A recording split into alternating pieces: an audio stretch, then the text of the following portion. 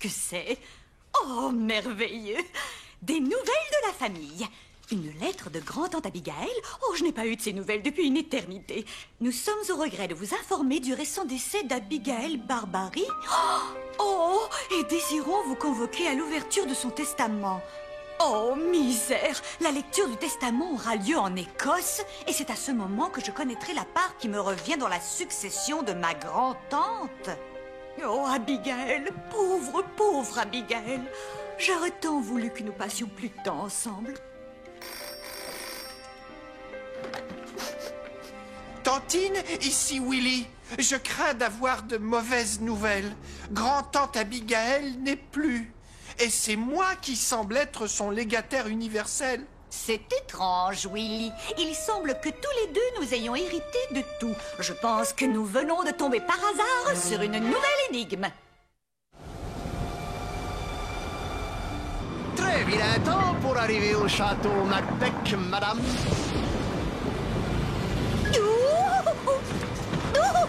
On ne peut pas vous contredire là-dessus. Vous venez voir Abigail Barbary, si je comprends bien. Charmante personne. Elle a pris mon taxi l'autre jour. Elle m'a laissé un joli pourboire.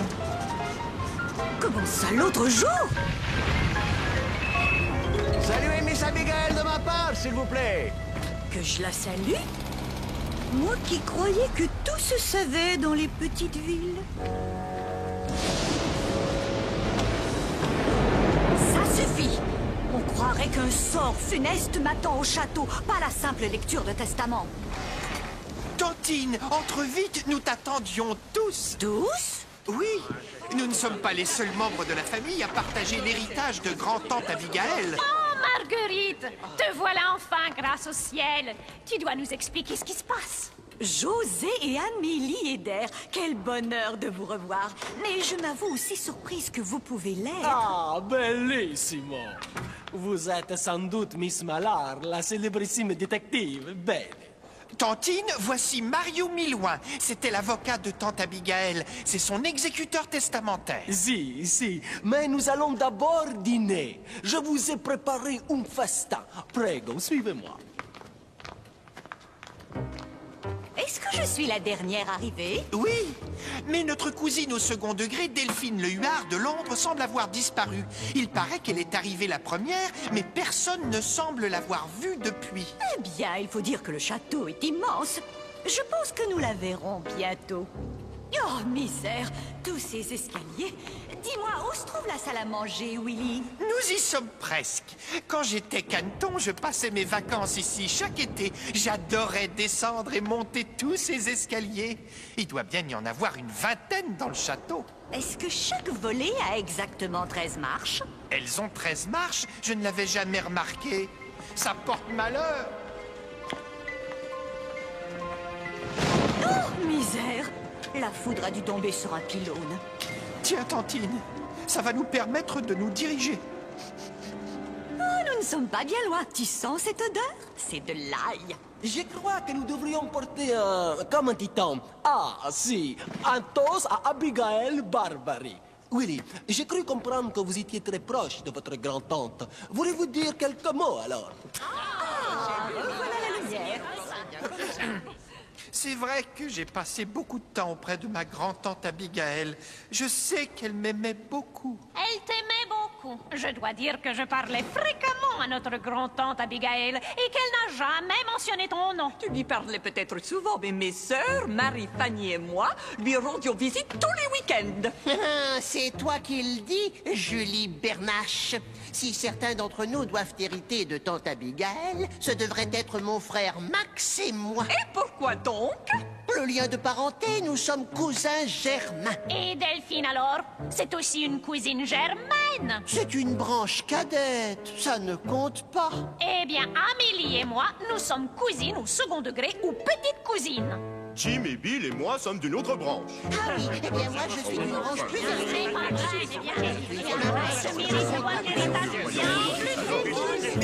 Veux-tu me passer le sel, s'il te plaît, Willy? Oh non, ça porte malheur. On ne me fera pas croire que mon propre neveu, un inspecteur de la police suisse, est superstitieux. Deux précautions valent mieux qu'une. J'ai apporté un porte-bonheur. Il m'a aidé à résoudre bien des affaires. Prego, prego. Voulez-vous vous calmer, s'il vous plaît? Votre tante a laissé un testament sur cassette vidéo. Je crois qu'il est temps que nous le regardions. Bonjour tout le monde. Je suis heureuse que vous soyez tous ici. Ah, mon cher Willy, comment vas-tu? Toujours efficace dans tes enquêtes policières? Je t'ai toujours beaucoup aimé, mon petit. Et toi, ma chère Marguerite, je regrette tellement de ne pas avoir passé plus de temps avec toi. Et mes chères nièces Marie, Julie et Fanny, je ne vous remercierai jamais assez d'être venus me voir tous les week-ends. Elle pourrait pas passer à la lecture du testament maintenant? Ah, ce cher Sven. Il doit claquer du bec pour que je me dépêche un peu. Alors, je vais être brève. Mon testament est simple. Vous devez tous passer une nuit entière au château. Et ceux qui le feront hériteront du château et en feront ce que bon leur semblera. Alors, je vous dis bonne nuit et bonne chance. Oh, je suis bête. J'avais oublié de vous faire part d'un petit détail du passé de ce vieux château. Il a été autrefois la demeure du comte Becula. Un terrible vent-bec. Il pourchassait ses victimes pour les embrasser les nuits de pleine lune. Et vous savez tous à quel point les canards détestent se faire embrasser. Nos becs sont toujours dans le chemin et c'est une horrible torture qu'un baiser. Elle a dit embrasser. C'est trop affreux. Combien croyez-vous que vaut le château? La rumeur veut que son fantôme hante encore le château. Mais je ne me suis jamais fait embrasser. Bien, pas par Becula, en tout cas.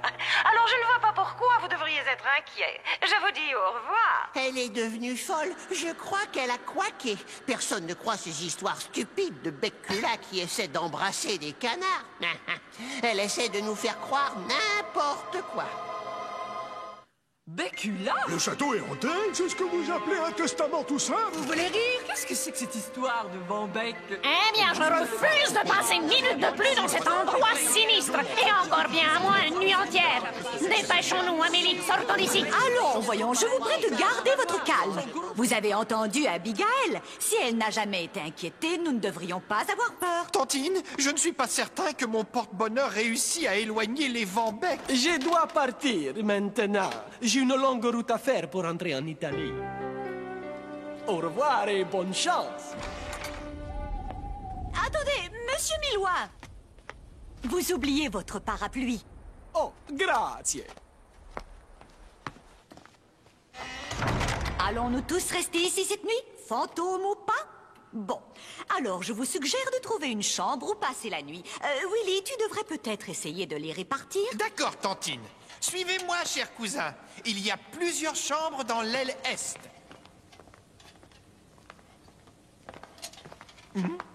Tantine, sais-tu qui ça représente? Mais oui, c'était le père d'Abigail. Il est mort quand Abigail était toute jeune. Je crois que c'était en 1913. Oui, c'est ça, un vendredi. Le vendredi 13 décembre, je crois. Vendredi 13 1913? Une double malchance. La malchance n'avait rien à y voir. Il est mort très paisiblement dans son sommeil. Puisqu'on parle de sommeil, je suis terriblement fatiguée. Eh bien, voilà toutes les chambres. Sven et Max, prenez celle-ci. Julie, Marie et Fanny, vous partagerez celle-là. Jim, Bill et Bob, vous coucherez ici. Et Tantine, si Delphine réapparaît, vous partagerez la chambre du coin toutes les deux. Et je passerai la nuit dans la chambre voisine. Et c'est là que vous me trouverez si vous avez besoin de moi.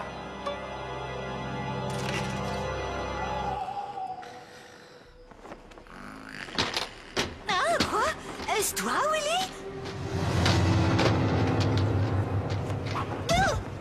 Oh, misère! Ces vieux lits sont très hauts. Oh, que je suis bête! Je ne sais vraiment pas pourquoi je porte ce masque. Le vent a dû ouvrir la fenêtre. Oh, heureusement, la tempête est passée.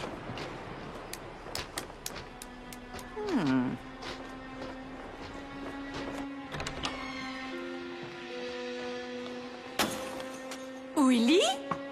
Willy? Willy, réveille-toi! Willy, es-tu réveillé? Qu'est-ce que c'est que ce bruit? J'ai vu quelque chose bouger dans l'ombre et j'ai cassé un miroir. C'est tant de malheur! Oh, ne dis pas de bêtises. Il y a une panne d'électricité, mais heureusement, la tempête est passée. Et regarde, c'est la pleine lune.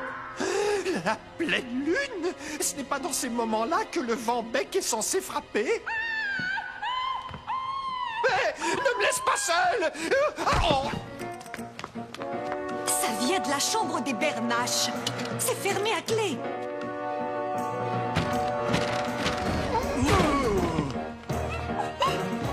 Julie, que se passe-t-il? Ce sont mes sœurs. Elles ont été kidnappées. Vraiment? En es-tu sûr? Oh, je dormais quand j'ai senti un horrible bec glacé tout mouillé sur ma joue. Je me suis réveillée et j'ai vu le vent bec qui sortait de la chambre par la fenêtre du balcon. J'ai hurlé. Puis j'ai remarqué que mes sœurs avaient disparu. Es-tu en train de dire que tu as vu le fantôme du comte Beccula? Ce n'était pas un fantôme, c'était un vrai canard. Je l'ai senti qui m'embrassait. C'est affreux. As-tu vu son visage? Non, la chambre était trop sombre et son visage était couvert par un col très haut. Il portait une grande cape noire. Je veux revoir mes sœurs. Allons, calme-toi. Je suis persuadée qu'il y a une explication logique à tout cela. Elles sont peut-être descendues pour boire un verre d'eau. La porte était fermée à clé, n'oublie pas. Nous devrions aller voir où en sont les frères Souchet. Sven, Max, êtes-vous dans votre chambre? Peut-être qu'eux sont descendus boire un verre d'eau. Non, ce sont eux qui ont kidnappé mes deux sœurs. Pourquoi ferait-il une chose pareille? Je les ai entendus qui parlaient tout à l'heure. Leur affaire a fait faillite récemment. Et Max disait que la vente du château leur permettrait de payer leurs dettes. Ils essaient de nous chasser d'ici. Dans ce cas, c'est une bonne raison de ne pas partir.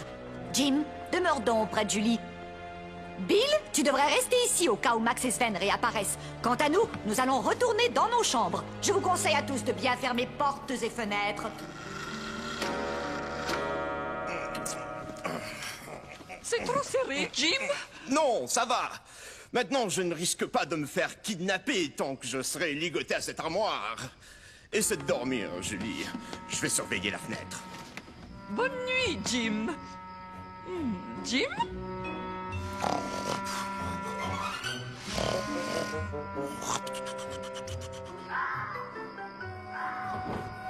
La voie est libre.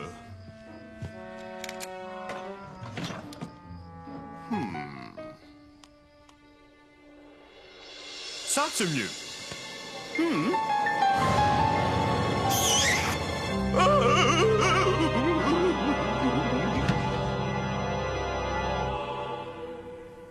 Ce déguisement est parfait. Il ne me reste qu'à trouver l'endroit stratégique pour y attendre l'arrivée du vent bec.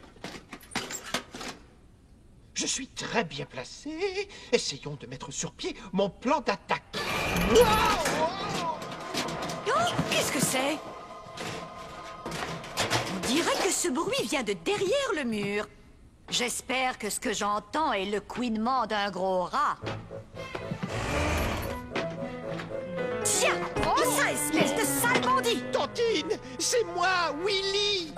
Oh, Willy! Oh, je suis navrée. Je t'avais pris pour Beccula. Je suis tombé par hasard sur un passage secret. Bravo, Willy! Voyons où ce passage nous mènera. Oui, allons voir.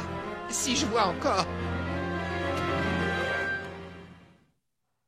J'ignorais complètement qu'il y avait des passages secrets ici. Abigail ne t'en avait sûrement jamais parlé, ni de Beccula non plus, pour éviter de te faire peur. Oui.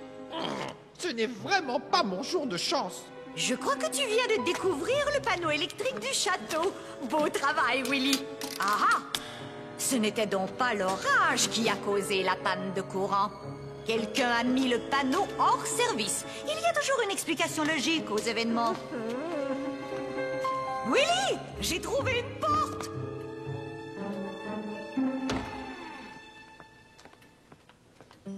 Combien de parents as-tu dit que nous étions, Willy? 13. Pourquoi? Est-ce qu'il pleuvait encore quand José et Amélie sont partis? Oui, je crois. Voilà qui est très intéressant. Dépêchons-nous, Willy. Il ne me manque plus que quelques indices. Qu'est-ce que c'est, Tantine? As-tu trouvé un autre indice? Pas exactement.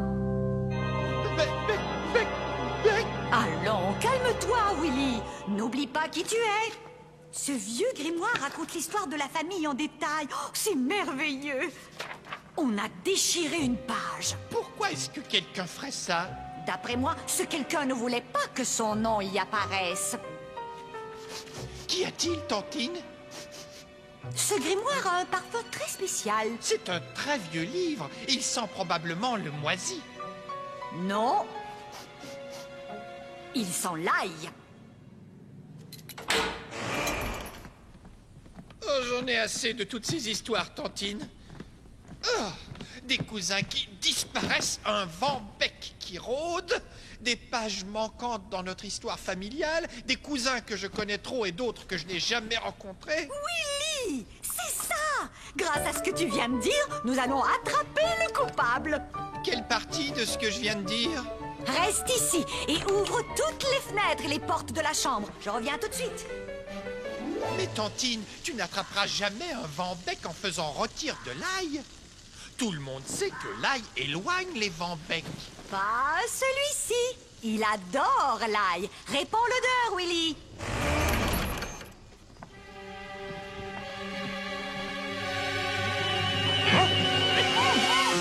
Bravo, Willy. Becula. Non, ce n'est pas Becula. Comme je le soupçonnais, c'est Mario Miloin, déguisé en Becula.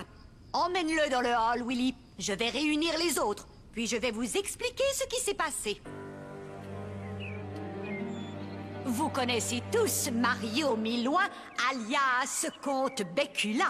Mais je croyais qu'il était reparti pour l'Italie. C'est exactement ce qu'il voulait nous faire croire. Mais lorsqu'un des passages secrets nous a ramenés directement dans le hall, j'ai compté 14 parapluies dans le vestibule. Et comme nous ne sommes que 13, cela m'a semblé étrange. Je me suis vite rendu compte que le parapluie en trou appartenait à Mario Miloin et qu'il avait fait semblant de partir. Il était revenu plus tard et avait distraitement replacé son parapluie dans le vestibule. De plus, le livre que Willy et moi avons trouvé sentait l'ail. Mais nous avons tous mangé le dîner de Mario qui était plein d'ail. Oui, mais c'étaient les pages du livre elles-mêmes qui sentaient l'ail. Seules les mains d'un cuisinier qui a haché de nombreuses gousses d'ail peuvent sentir assez fort pour en imprégner les pages. Mais pourquoi l'avocat d'Abigail voudrait-il nous éloigner, dites-moi? Excellente question, Julie. Et je n'aurais pas pu y répondre sans l'assistance de Willy. J'ai compris ce qui se passait quand Willy a parlé de cousins qu'il ne connaissait pas. C'est là que je me suis souvenu de la page déchirée dans le grimoire de la famille. Elle avait été arrachée par quelqu'un qui ne voulait pas être reconnu. Et il devait sûrement s'agir de Mario, puisqu'il était le seul à ne pas se réclamer de la famille. Mario Miloin est un de nos parents? Et personne ne le savait? Delphine l'avait déjà vu. Et bien entendu, Abigail le connaît très bien. Comme elle pourra en témoigner. N'est-ce pas, Abigail? Bonsoir, tout le monde. Abigail? Oh, tu avais raison, Marguerite. Je connais Mario Miloin et grâce à notre célèbre parente et à son flair, j'ai résolu ma propre petite énigme. Ah, notre famille est très forte pour résoudre les mystères. J'avais mes doutes au sujet de Mario Miloin depuis un certain temps. Vous voyez, c'était à la fois mon avocat et mon conseiller financier. Et depuis quelques années, de petites sommes d'argent disparaissaient. Alors pourquoi continuer à l'avoir pour avocat? Je n'avais aucune preuve. Mario est un parent, après tout, et on ne congédie pas un parent sans preuve. Le temps était venu de faire mon testament, mais je n'étais pas sûre de pouvoir faire confiance à Mario avec toutes mes affaires successorales. Alors tu l'as mise à l'épreuve en te faisant passer pour morte. C'était génial. Mais pas assez, c'est évident. Comment as-tu deviné que j'étais encore vivante? Le chauffeur de taxi et les habitants de la ville ignoraient tout de ton décès. Et pas un seul parent n'a parlé d'enterrement. Et de plus, tu avais l'air très en forme sur le vidéo de ton testament. Ah, c'est très gentil. Mais j'ignorais que Mario tenterait une machination aussi compliquée pour garder la succession pour lui. Heureusement, nous l'avons démasqué. Passe aux aveux, Mario. Ah, d'accord, vous avez gagné. J'ignorais qu'Abigail m'ait soupçonné. Quand j'ai appris la nouvelle de son décès, je me suis dit que je devais avoir le château. Et si cette détective de malheur n'était pas venue, il aurait été à moi. Ouais, rien qu'à moi-même. À bientôt. Gardons le contact. Merci pour tout. Ça ressemblait à un sujet de société en mieux. Oh, j'espère que personne n'est fâché de mon petit tour. Je crois que nous sommes tous heureux de te voir en bonne santé. Cette enveloppe les aidera aussi à se remettre de leurs émotions. C'est très généreux de ta part, merci, tante Abigail. Eh bien, vous méritiez tous un petit quelque chose. J'aime partager ma bonne fortune. Quant à moi, je pense qu'on a la chance qu'on mérite. Tantine m'a prouvé que les superstitions sont stupides. Que vas-tu faire du château, Abigail? J'ai décidé de l'offrir à une œuvre de charité. J'ai exigé qu'on le transforme en maison de retraite pour les canards. Vous y aurez votre chambre quand le temps viendra de prendre votre retraite. Je n'aurai guère besoin de la mienne dans un avenir rapproché, mais merci merci beaucoup. Alors, vous avez fait un bon séjour au château Macbeth? Oui, mais j'ai complètement oublié de transmettre vos salutations à Abigail. Ça ne fait rien, madame. Est-ce que vous allez à la gare? Oui, s'il vous plaît. Qu'est-ce que c'est?